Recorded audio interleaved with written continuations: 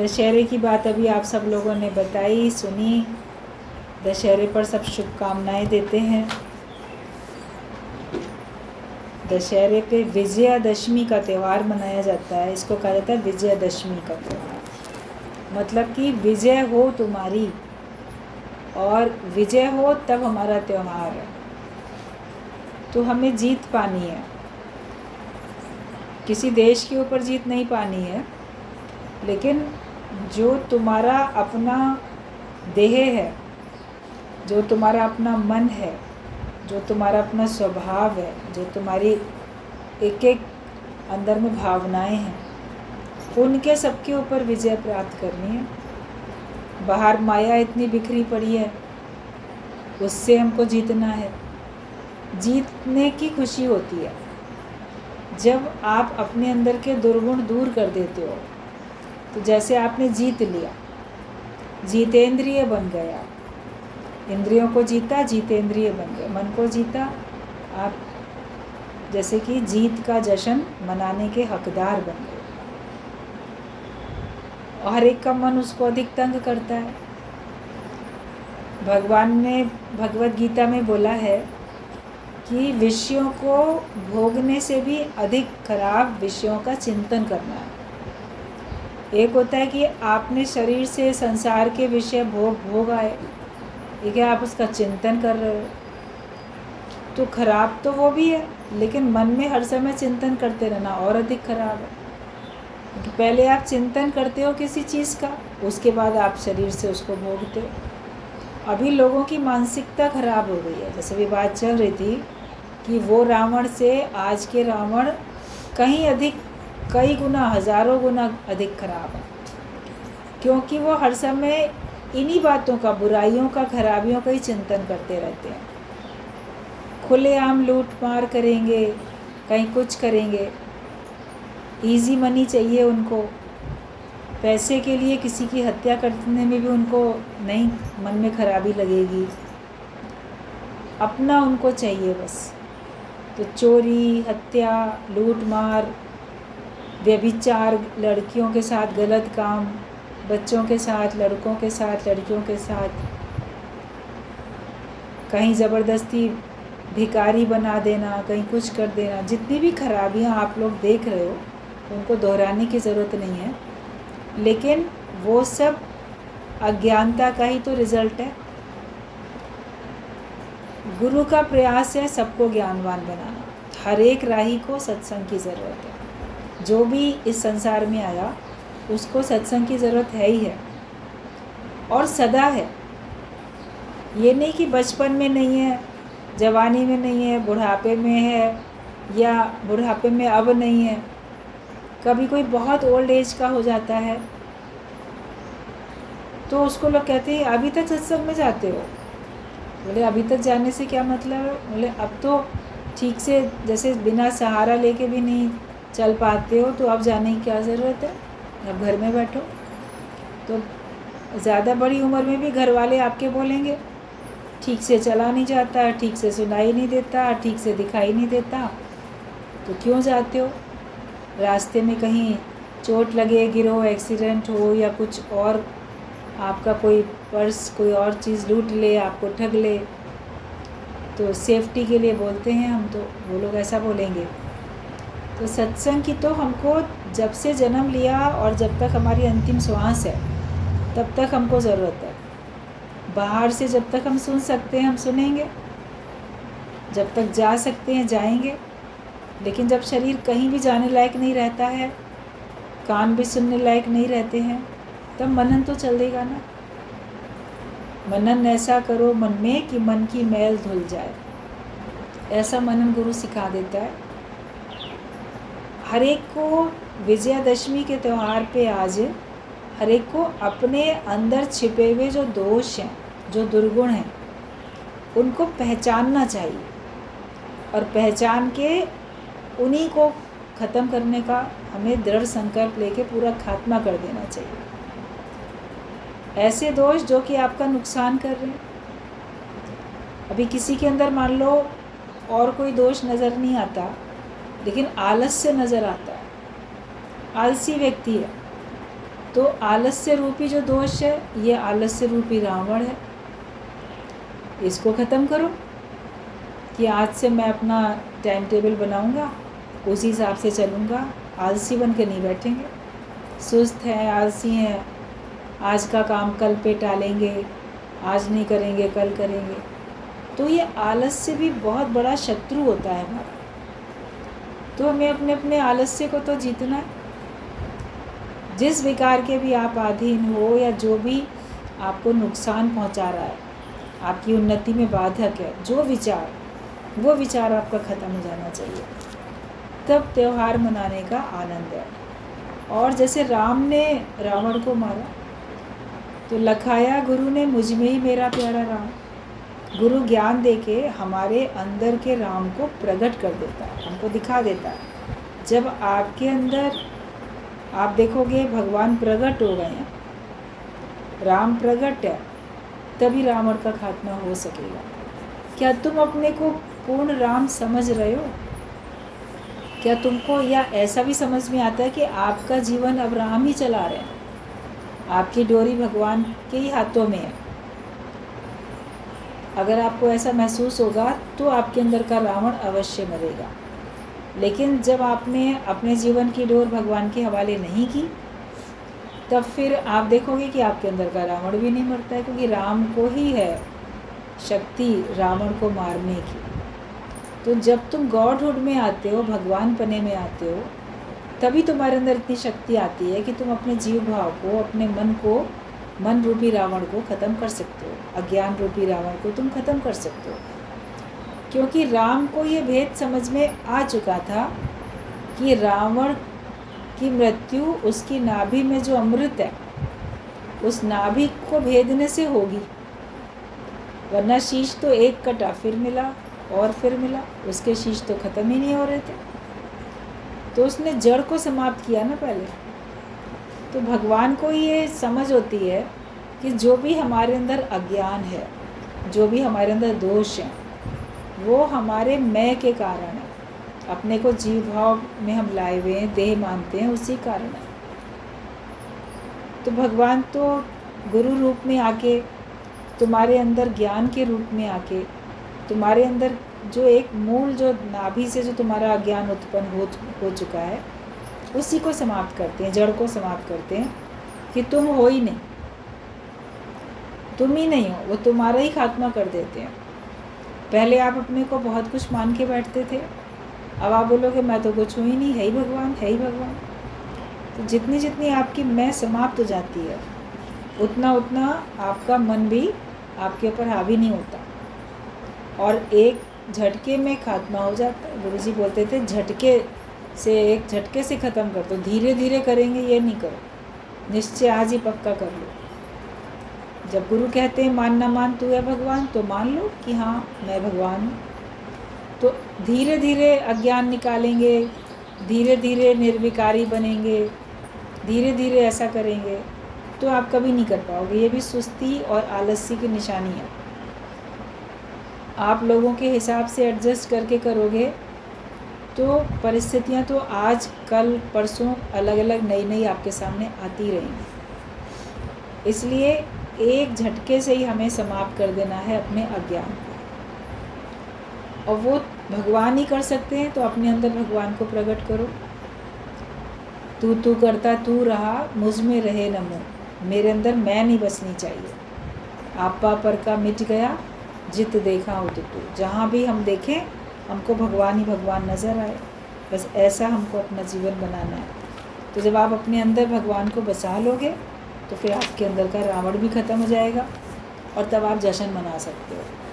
बच्चे कितने खुश होते हैं रावण का वध होता हुआ देख के, जब पुतला बना के जलाते हैं, कितने मेले लग जाते हैं।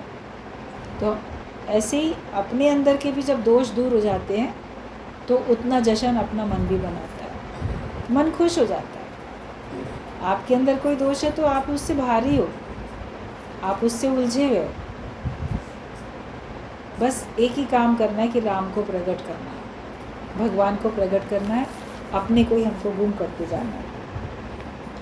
तो आप अपने अज्ञान को ही जो है वो दूर करने की सारी जो मेहनत है अपने अज्ञान को ही दूर करने के लिए।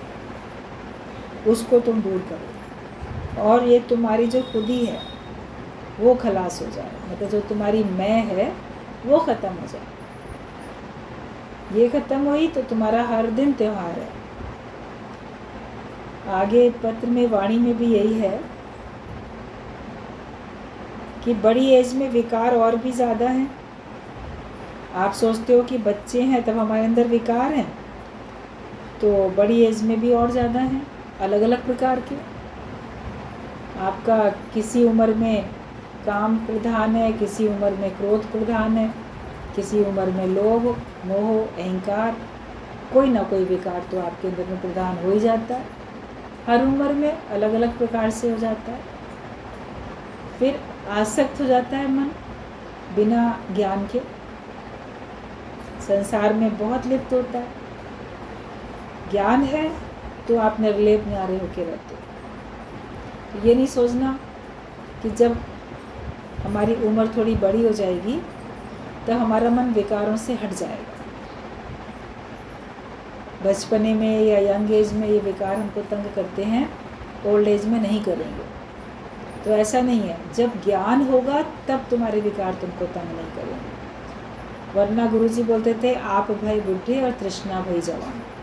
तुम्हारी उम्र बढ़ती जाएगी लेकिन संसार के प्रति आसक्ति, सुख पाने की चाह, वो तुम्हारी बढ़ती चली जाएगी। तो उम्र के अनुसार नहीं होता, ज्ञान के अनुसार होता है।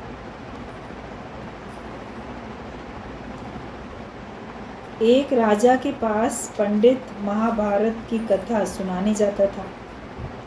राजा उसे कहता था, तुमने ही अभी नहीं पढ़ा है। हर रोज़ ऐसा सुन के पंडित ने कथा सुनाने जाना बंद कर दिया। रोज़ राजा कहता है कि अभी तो तुमने नहीं पढ़ा, अभी तो तुम्हें नहीं पढ़ा है, तो तुम मुझे क्या सुना रहे हो। राजा था विद्वान, और वो जो पंडित था उसका तो प्रोफेशन था आपको महाभारत की कथा या जो भी कथा सुनाने जाना। तो जब रोज़ रोज़ राजा ऐसे ही बोले तो पंडित ने सुनाने जाना बंद कर दिया। फिर उसने क्या किया, एकांत में बैठ के खुद की, सच बात है पहले मैं खुद ही पढ़ लेता हूँ, वरना सोचता था रोज़ तो पढ़ के सुना रहा हूँ ना उनको। तो फिर समझ में आया कि पहले ठीक है, अकेले में मैं पहले खुद ही पढ़ लेता हूँ। तो जब उसने एकांत में पढ़ा तो वो उसी में खो गया, उसी में लीन हो गया, प्रभु प्रेम में मस्त हुआ पड़ा था। फिर राजा व स्त्री बच्चे जब उसका दर्शन करने गए तो उन्हें भी न देखा। उस दिन राजा उसके पांव पड़ा कि तुमने आज सच्चा भागवत आज ही पढ़ा है। जब ऐसी एकाग्रता आ जाए तब है सच्चा ज्ञान, जब कुछ दिखाई न दे। तो ये दृष्टांत है, काफ़ी लंबा चौड़ा दृष्टांत है, शॉर्ट में लिखा हुआ है। आशय तो आप लोग को समझ में आ ही गया होगा कि वो जाता था कि उसका काम है कथा सुनानी है, पाठ पढ़ना है, दक्षिणा लेनी है, मगर उस पे उसकी स्थिति नहीं थी।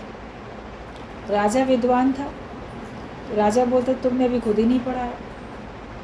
आखिरकार उसने जाना बंद कर दिया। जो राजा का मंत्री था उसने कहा कि तुम रोज़ रोज़ सुनते हो और सुनाने जाते हो, रोज़ रोज़ राजा की बातें सुनते हो। सही बात है, पहले खुद पढ़ो। बोला पढ़ता तो हूँ ना रोज़, ये तो आँखों से देखना हो गया, पढ़ना हो गया, इसको वास्तव में मन से पढ़ो। तो वो चला गया कहीं एकांत में, घर भी छोड़ के वो चला गया एकांत में। उसने अच्छे मन से पढ़ना शुरू किया, फिर एक एक बात पढ़े, उसके अर्थ में जाए। उसका मन इतना लीन हो गया जैसे वो उस ज्ञान में तल्लीन हो गया पूरा। फिर बाद में जब देखा कि अब वाकई उसको किसी भी चीज़ की आवश्यकता ही नहीं रह गई है। राजा भी आया उसके पास, उसकी पंडित की पत्नी, बच्चे सब जैसे आते थे मिलने आए, मगर जब उसको उनकी भी ज़रूरत नहीं रही, वो पूरा जैसे ज्ञान में लीन हो गया था, तो उसको उनकी भी ज़रूरत नहीं लगी। तब राजा ने कहा कि आज तुमने वास्तव में पढ़ा, जब तुम्हें संसार में किसी भी चीज़ की आवश्यकता नहीं रह गई है। क्योंकि अभी तक तो तुम पढ़ते थे तो तुमको दक्षिणा की, धन की अंदर में चाह होती थी, इसलिए तुम आते थे कथा पढ़ने के लिए। मगर असली पढ़ाई तो तुमने आज ही पढ़ी, जब जो तुम ज्ञान की बातें बता रहे हो वो ज्ञान तुम्हारे अपने जीवन में उतर चुका। तो ये पढ़ना होता है। गुरु भी हमको ऐसी पढ़ाई पढ़ा देता है, ब्रह्म ज्ञान की ऐसी पढ़ाई पढ़ा देता है। ऐसे तो बोलने वाले बहुत होते हैं, शास्त्र पढ़ेंगे, शास्त्रों के बारे में वर्णन करेंगे, शास्त्रार्थ भी कर लेंगे, मुझे बहुत आता है तुम्हें कम आता है, लेकिन हकीकत में अपने को टोटल भगवान में लीन तो नहीं करते ना। उनकी मैं बची रहती है। तो जब मैं बची हुई है तो फिर उन्होंने क्या ब्रह्म ज्ञान करा। अगर तुम आत्मा की बात सुनो तो तुम भी आत्माकार हो जाओ, ब्रह्म की बात सुनो तो तुम भी ब्रह्माकार वृत्ति में आ जाओ। जो सुनते हो उस पर अपनी स्थिति तो बनाओ, तब तो सुनना या सुनाना सार्थक है। शास्त्र पढ़ना भी तभी सार्थक है। तो उसको कहा कि आज ही तुमने सच्चा भागवत आज ही पढ़ा है, और ऐसी एकाग्रता आ जाए तभी है सच्चा ज्ञान। कितनी एकाग्रता आई कि अब उसको ना किसी बात की चाह थी, ना किसी बात का भय था। वरना राजा आया है सामने, मैं उसको नहीं देखूंगा तो ये नाराज़ होकर मेरे को मृत्यु दंड न दे दे, इसका सम्मान करना चाहिए। वो ऐसा भगवत भाव में लीन था कि उसको दूसरा भाव ही नहीं था, उसको कुछ दूसरा दिख ही नहीं रहा था। और ना अपने पत्नी बच्चों से कोई मोह उसको समझ में आ रहा था, किसी प्रकार की उसके अंदर में इच्छा नहीं रह गई थी। तो वो सच्चा ज्ञान होता है जब तुम्हारे अंदर कुछ ना बचे, तुम भी ना बचो और कुछ ना बचे। कि सच्चा ज्ञान तब है जब तुम्हें कुछ दिखाई ना दे। जिसको भगवान चाहिए वो दूसरा देखता ही नहीं है। दुनिया में तो कुछ भी सत्य नहीं है, सभी तो विनाशी हैं, सभी तो जाने वाले हैं। संसार में तो कुछ भी सत्य नहीं है। सच हो तो सदा रहे, सदा रहता नहीं है। ना कोई व्यक्ति, ना कोई वस्तु, ना कोई परिस्थिति, कोई दृश्य, कुछ भी हमेशा नहीं रहता, उसमें परिवर्तन होते रहते हैं। तो दुनिया में कुछ भी सत्य है ही नहीं, और माया में उसका कोई इंटरेस्ट नहीं होता है। जो ज्ञानी होता है उसका माया में कोई इंटरेस्ट नहीं होता। माया के लिए तो हमेशा रोया है, पर अब भगवान के लिए रोना आए तब तुम भक्त कहलाओगे। पैसे नहीं हैं, ये पदार्थ नहीं, ये मेरे पास नहीं, वो नहीं, इस बात को तो सोच के आंखों से बहुत आंसू बहाए होंगे, बहुत रोया होगा। लेकिन क्या कभी मेरे पास भगवान नहीं है, मेरे पास ब्रह्म ज्ञान नहीं है, उसकी कमी महसूस करके कभी ज़िंदगी में एक बार भी 2 बूंद आंसू बहे आँख से कि मुझे भगवान नहीं मिले, मेरा योग नहीं लगा, आयु बीती जा रही है, पता नहीं आज है कल नहीं है, और अभी तक हमारा योग नहीं लगा, हम ईश्वर से मिलके एक नहीं हुए। भगवान की कमी तो महसूस हो कभी, जितनी हमको माया की कमी महसूस होती है या माया वालों की कमी महसूस होती है। तो माया के लिए तो तुमने हमेशा रोया है, पर अब भगवान के लिए तुम्हें रोना आए तब समझो कि तुम भगवान के भक्त हो सच्चे। अर्जुन जब कृष्ण के पास आया तो कहता है कि मैं धर्म से बेवकूफ़ हूँ, मेरे को कोई सरल रास्ता समझाओ। वो बोलता है कि मुझे कुछ नहीं आता, मुझे कुछ सूझता नहीं है, इसलिए आप ही मेरे को शिक्षा दीजिए, आप ही मेरे इस दुख को दूर कर सकते हैं। टोटल शरणागत होके तो भगवान की शरण में गया अर्जुन, और उसने अपनी बुद्धि उस समय प्रश्न पूछते समय नहीं चलाई। उसने कहा मुझे तो कुछ भी नहीं समझ में आ रहा, हमको जान ही नहीं पा रहे हैं, तो आप ही मुझे बताओ। तो भगवान ने उसको ज्ञान दिया। फिर ज्ञान सुनते सुनते उसके अंदर में प्रश्न उठे, उसने उनको पूछा, उसका उत्तर मिला। पहले अध्याय से लेकर 18 अध्याय तक की पूरी भगवत गीता जब आप पढ़ोगे या पढ़ते भी होंगे तो आप देखोगे उसमें बीच बीच में प्रश्न किए हैं अर्जुन ने। जो सुना उसको सुन के उसके अंदर जो जिज्ञासा उत्पन्न हुई या जो शंका भी आई तो उसने प्रश्न के माध्यम से पूछी, और इसने पूछा कि उसका उसको उत्तर मिले, उसका समाधान हो। किसी की बात को काटने के लिए नहीं, लेकिन हमें उसकी बात को पूरी तरह से समझने के लिए वो प्रश्न करना चाहिए, इस उद्देश्य से प्रश्न करना चाहिए। तो वो प्रश्न उसने किए हैं।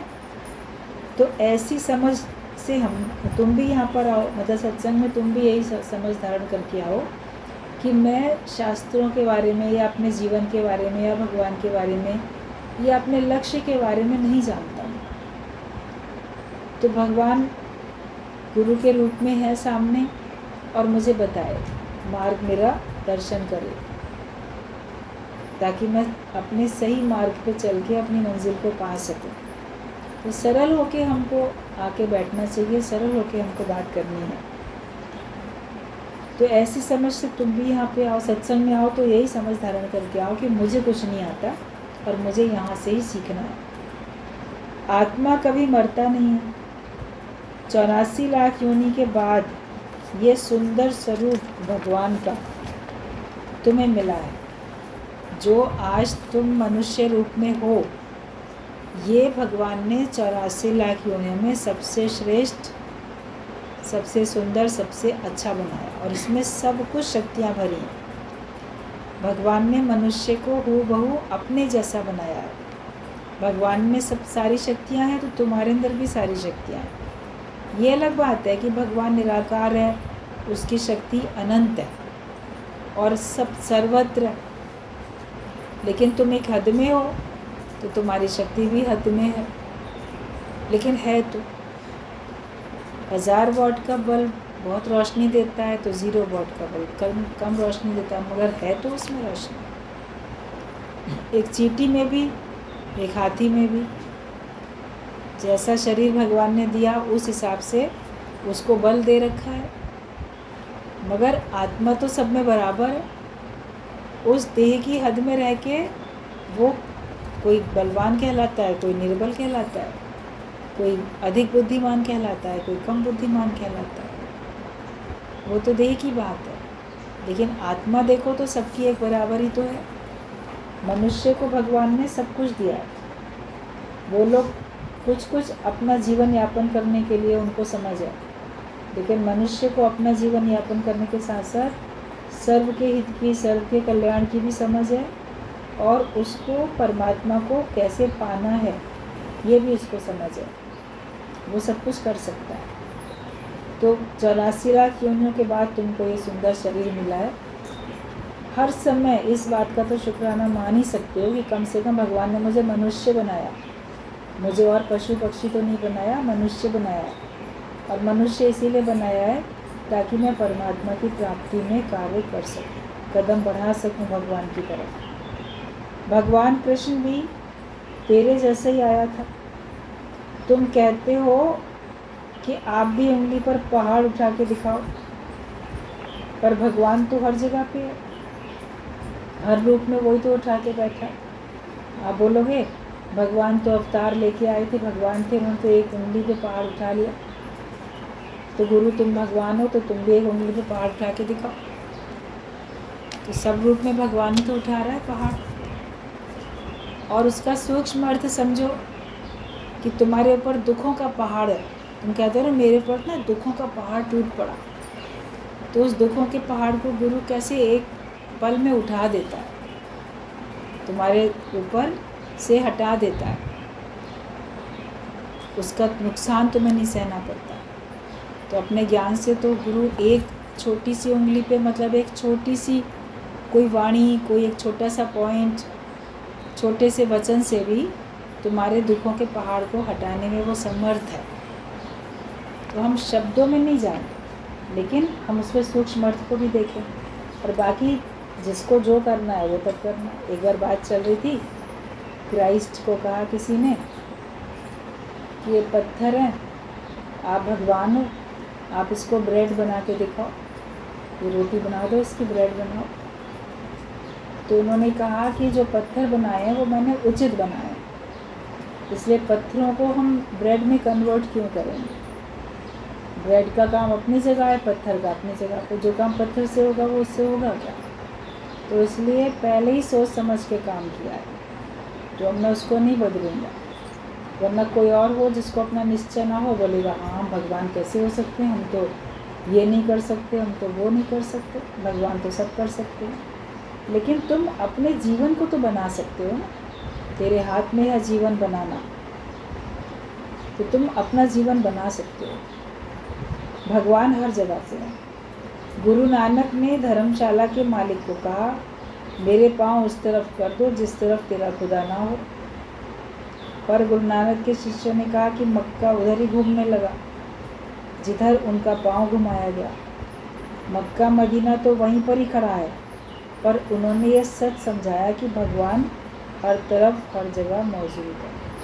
उनको दिखाई ऐसे दिया ना, लेटे हुए थे तो कहा, वो जो मालिक था वहाँ का धर्मशाला का, कहता है अरे उधर की तरफ पैर मत करो, उधर देखो सामने हमारा मक्का मदीना है, उधर उसकी तरफ पैर करके नहीं लेटो। तो कहते अच्छा ऐसा है, जहाँ तेरा मक्का मदीना ना हो जिस तरफ, उसी दिशा में मेरे पैर कर दे, मैं तो लेटा हूँ, मैं उठना नहीं चाहता। तो उसने उनके पैरों को ऐसे घुमा के दूसरी डायरेक्शन में किया।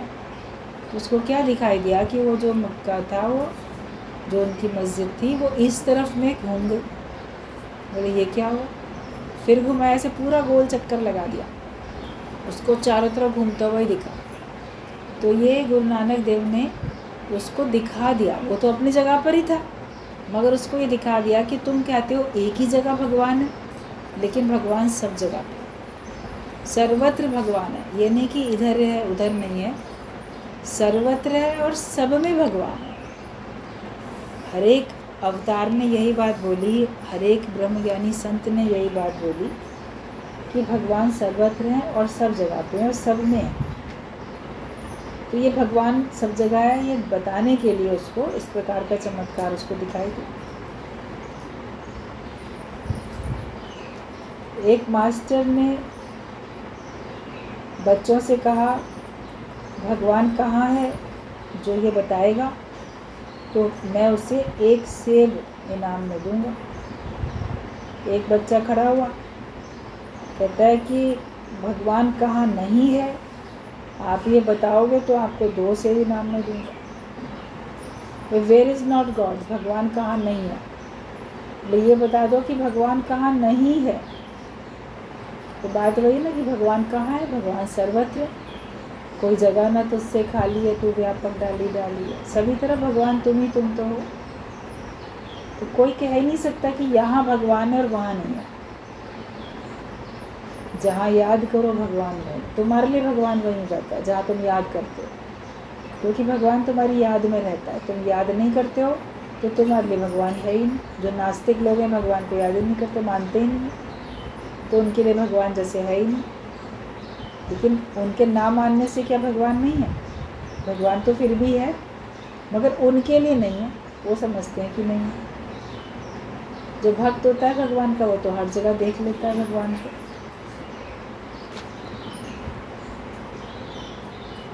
भगवान सर्वत्र मौजूद है, जड़ और चेतन में मैं ही तो हूँ। अर्जुन ने विराट रूप में देखा।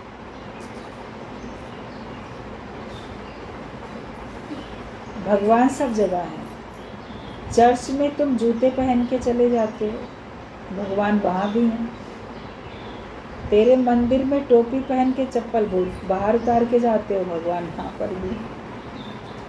चर्च में आप जाओ तो मान लो शूज़ पहन कर भी जाते हैं, वहाँ तो बड़े बड़े चर्च होते हैं, टेबल और से बेंच लगी होती हैं, सब में शूज़ पहन कर ही गए, वहाँ बैठे, बाइबल से पढ़ा, भगवान को याद किया, चले आए। तो क्या जूते चप्पल पहन कर चले गए तो क्या भगवान नहीं है वहाँ पे? मानते हैं आप वहाँ है।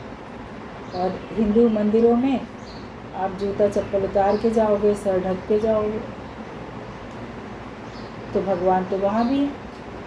जहाँ पहन के गए जूता वहाँ भी, जहाँ पहन के जूता नहीं गए वहाँ भी। ऐसा थोड़ी कि इधर भगवान है उधर भगवान नहीं है। सब जगह का अपना अपना एक मान्यता होती है, मर्यादा होती है हर स्थान की। कोई किसी ढंग से, कोई किसी ढंग से करता है। सब पूजा करने के सबके अपने तरीके अलग होते हैं। तो तुम लोगों ने ग्रंथ ना बाइबल कुछ समझा ही नहीं है। तुम गेरू कपड़े वाले के आगे दंडवत पड़ जाते हो, सोने चांदी के बर्तन निकाल कर उसमें खिलाते हो, जिसने कभी अपने मर्द को भी नहीं खिलाया होगा जिसने उसमें उन गेरू कपड़े वालों को खिलाते हो। कोई संत आए सही तुम्हारे दरवाजे पे, ऐसे वेशधारी, या कोई ले आए किसी को, ये हमारा गुरु है, वेशधारी है, तो जिसने ऐसे गेरुए कपड़े ये सब पहने होते हैं ना, वेश बना रखे होते हैं, उनको बहुत ज़्यादा मान्यता लोग देते हैं, मान सम्मान करेंगे, उनको तो बिल्कुल बहुत वैल्यू देते हैं। और उनके लिए बढ़िया आसन, घर में अगर किसी तरीके से वो आ गए हैं तो अपने आपके घर में अगर सोने चांदी के बर्तन होंगे तो उनमें खाना परोस के खिला देंगे उनको। अपने घर वालों को तो नहीं खिला देते, वो रखे ही रहते हैं। अक्सर घरों में बहुत कीमती डिनर सेट, ये सब टी सेट, ये सब होते हैं, तो डेली यूज़ के लिए नहीं होते वो, कि कोई मेहमान आएगा तब यूज़ करे जाएंगे। तो मेहमान तो कभी कभी आते हैं, और कभी कभी आलस्य के पीछे तो भी नहीं निकालते हो, कितने दिन से निकाला नहीं है, इसमें बहुत धूल जमी होगी, इनको पहले मांजना धोना पड़ेगा, तो मेहमानों के बच्चों ने तोड़ दिया तो भी दिक्कत हो जाएगी, सेट खराब हो जाएगा, इससे चाहे इनको वो रोज़ वाले बर्तनों में खिला दो, या कभी कभी मान लो खिला भी देते, खुद तो उसका इस्तेमाल नहीं करते। तो तुम्हारी अच्छे जो डिनर सेट हैं, अच्छे कप हैं, तुम्हारी अच्छी बढ़िया चादरें हैं, वो सब मेहमानों दूसरों के लिए हैं, अपने लिए तो तुम लोग कुछ करते ही नहीं हैं। लेकिन गुरु आपको सबके लिए करना सिखा देता है, तो दूसरे के लिए भी करो तो अपने लिए भी तो करो। तो तुम उनको गेरू कपड़े वालों के आगे तो दंडवत पड़ जाते हो, सोने चांदी के बर्तन निकाल के उनमें खिलाते हो, जिसने कभी अपने मर्द को भी नहीं खिलाया होगा उनको खिला देते हो। क्राइस्ट ने कहा है, don't throw pearls before a swine. वो कदर नहीं करेंगे। जैसे कोई सुअर है, कुत्ता है, सुअर है कोई, उसके आगे आप सच्चे मोती डाल दो तो उसकी कदर करेगा क्या? तो जगत वालों की तो विचारधारा ऐसे ही है, बहुत निम्न प्रवृत्ति की है। तो उनके आगे आप कितना भी अच्छा कर दोगे, वो कदर करने वाले हैं नहीं, तो वो कदर नहीं करेंगे। सच तुमसे करोड़ रुपए देकर भी वो ले जाएंगे। वो क्या करेंगे कि बस तुमसे करोड़ रुपए लेकर भी चले जाएंगे। ठग लेते हैं लोग, और आप आराम से डोनेशन बढ़िया बढ़िया ज़्यादा ज़्यादा देते भी उनको। गुरु तो सावधान करते हैं, तो तुम्हारे वचनों की कौन कदर करता है, और तुम जो वचन लेते हो तो तुम उनकी कितनी कदर करते हो। मान लो किसी ने वचन दिए भी, आपको प्रवचन सुनाए, आपसे पैसे लेके चला भी गया, तो उसने तो बस इतना तुम्हारी भावना की कदर करी कि तुम सुन रहे थे तो उसने तुमसे ले लिया उतना पैसा, और तुमने पैसा देके उनसे वचन ले लिए, तो तुम उनकी कितनी कदर करते हो। मान लो धन देके लिया भी, ज्ञान सुना भी, तो क्या तुम उनकी कदर करते हो? जितनी देर सुन रहे मन बड़ा खुश है, सुनने के बाद फिर वैसे के वैसे हैं। तभी तो आज लाखों करोड़ों अलग अलग साधु संतों से सुनने वाले हैं, मगर तो भी उनके जीवन में सुधार नहीं है। डोनेशन तो वो लोग बहुत ज़्यादा देते हैं, तभी तो एक एक संत करोड़पति अरबपति बना हुआ है। पूरे वर्ल्ड में उनके इतने इतने आश्रम हैं, इतने इतने कार्य हो रहे हैं, बहुत कुछ चल रहा है उनका व्यापार, और वो खरबों का व्यापार चल रहा होता है, सब आप लोग जानते हो। तो वो तो चल रहा है, लोग भी उनसे सुन रहे हैं, लेकिन सुधार क्यों नहीं हो रहा है? क्योंकि वो उनके वचनों की कदर नहीं कर रहे। और जो सुनाने वाले लोग हैं उनको भी उन व्यक्ति की भावना की कदर नहीं, उनको उनके पैसे से मतलब है, तो वो धन से बंधे हुए हैं।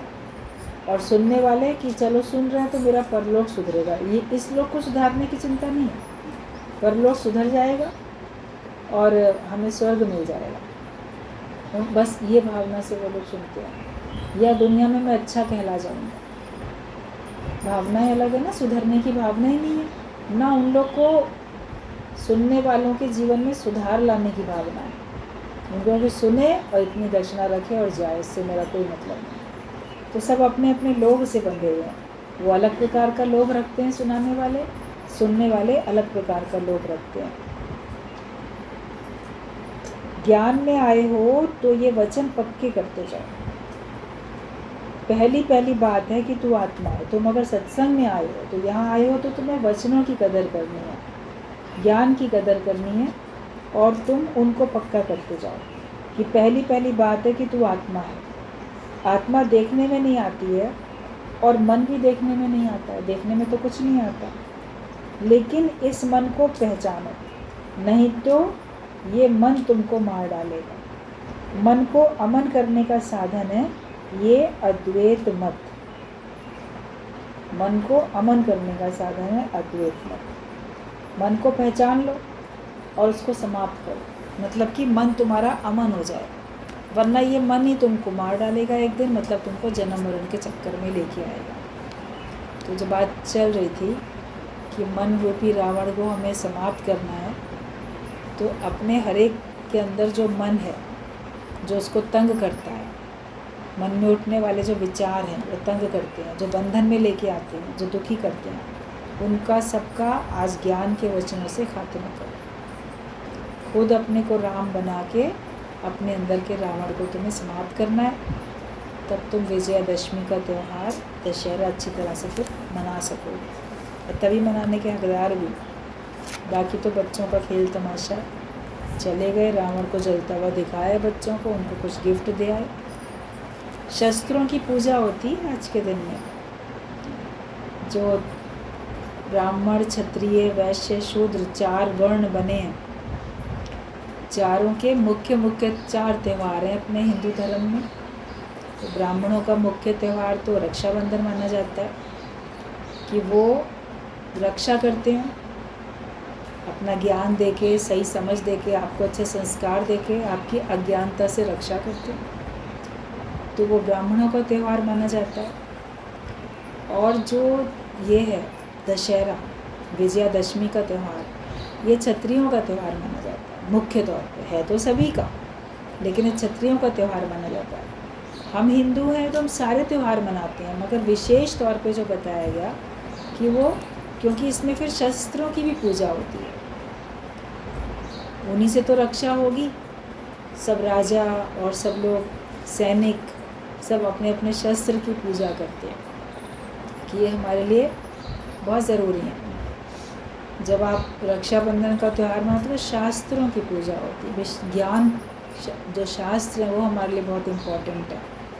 और इधर फिर शस्त्र, तो शास्त्रों की भी आवश्यकता है, और शस्त्रों को भी हमको चमका के सही रखना है कि हम जो हैं समय पड़ने पे अगर शत्रु का हम वध नहीं करेंगे तो वो हमारा वध कर देगा।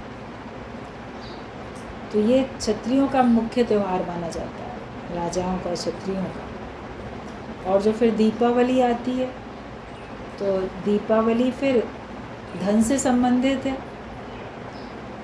तो वैश्यों का मुख्य त्यौहार माना जाता है सभी का, लेकिन वैसे माना जाता है क्योंकि वो अपने दुकान में लोग जाएंगे, खरीदेंगे, तो उनको फ़ायदा होता है, बाकी लोगों को भी फ़ायदा पड़ता है। तो वो उनका एक मुख्य त्यौहार दीपावली मनाया गया, बताया गया।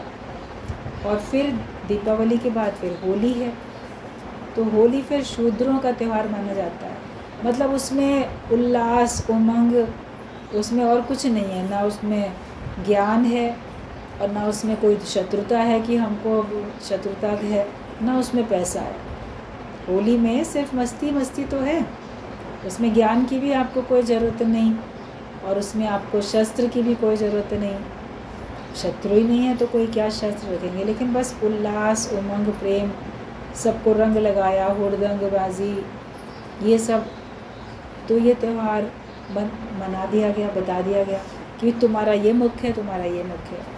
मतलब जो शूद्र हैं तो वो मस्ती में रहें, खुश रहें एकदम। उनके खुश रहने से सब कुछ है। व्यापारी को अपना व्यापार अच्छी तरह से करना है, और जो क्षत्रिय हैं उनको रक्षा करने के लिए, देश की रक्षा करने के लिए, शत्रुओं से रक्षा करने के लिए अपने शस्त्रों का अच्छे से इस्तेमाल करना है। और जो ब्राह्मण हैं उनको अपना ज्ञान सही तरह से इस्तेमाल करना है। एक अंदर से रक्षा करेंगे, एक बाहर से रक्षा करेंगे, एक जीवन यापन करने के लिए व्यापार को अच्छे से चलाएंगे, ईमानदारी से चलाएंगे।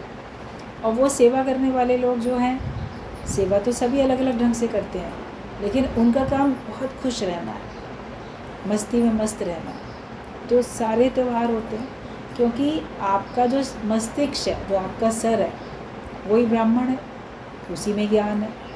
आपके दोनों हाथ क्षत्रिय हैं, वही रक्षा करते हैं। आपका जो शरीर, पेट है आपका, वही व्यापारी है। खाना आप खाते हो, पेट में गया, वहाँ से सारे अंगों को मिल जाता है, वैश्य। और आपके जो पैर हैं, वो सारे शरीर का भार संभाल के बैठे हैं, वो सेवा करने वाले, वो शूद्र हैं। तो बाहर नहीं है जातियाँ चारों अलग अलग, प्रत्येक मनुष्य में ये चारों हैं। उसके पास ब्राह्मण, क्षत्रिय, वैश्य, शूद्र, उसके चारों हैं। दिमाग से वो ज्ञान से काम लेता है, हाथों से रक्षा करेगा, और बाकी व्यापार उसका सारे शरीर का चल रहा है, और पैरों से चल के यहाँ जाना, वहाँ जाना, सेवा करना। इसीलिए किसी की चरण वंदना होती है, चरण स्पर्श होते हैं। तो सभी आपके सारे अंग तो इम्पॉर्टेंट हैं, सर से लेके पैर तक हर अंग इम्पॉर्टेंट है। ऐसा नहीं है कि ये इम्पॉर्टेंट है, वो इम्पॉर्टेंट नहीं है। क्या किसी के पैर अगर नहीं चलते हैं तो क्या वो खुश रहता है? आपके घुटने ख़राब हो जाते हैं, आप चल नहीं पाते ठीक से, कितनी दिक्कत होती है, क्योंकि आप ही के तो शरीर काम नहीं, आपके हाथ काम ना करें, या आपका भोजन खाओ हजम ना हो, आपका पेट सही ना रहता हो, या फिर आपका दिमाग सही ना रहता, कुछ भी हो, दिक्कत तो आप ही को आती है। तो सारे सबके अपने अपने काम बटे हुए हैं, लेकिन हैं सब एक। तो अनेक नहीं समझो, अलग नहीं समझो, भेदभाव रख के बड़ी राजनीति होती है। गुरु हमको हर प्रकार की राजनीति से बचा लेते हैं, कहते सब मेरे ही अंग हैं। जो अलग अलग कास्ट बाहर से दिख भी रही है, वो सब जैसे मेरे ही अंग हैं। उस रूप में मैं ये कार्य करता हूँ, उस रूप में मैं ये कार्य करता हूँ। तो फिर आपका किसी से न वैर है, न विरोध है। आप ज्ञान में हो तो आप अपनी मस्ती में मस्त हो। तो मन को पहचानो, नहीं तो ये मन तुमको मार डालेगा। शत्रु को पहचान लो, वरना ये शत्रु तुम्हारा नाश कर देगा। तो खुद भगवान होके अपने अंदर के विचारों को आप जो नुकसान पहुंचाने वाले हैं रावण की तरीके से, उनका नाश करो, और अच्छे से विजयदशमी का त्यौहार सब लोग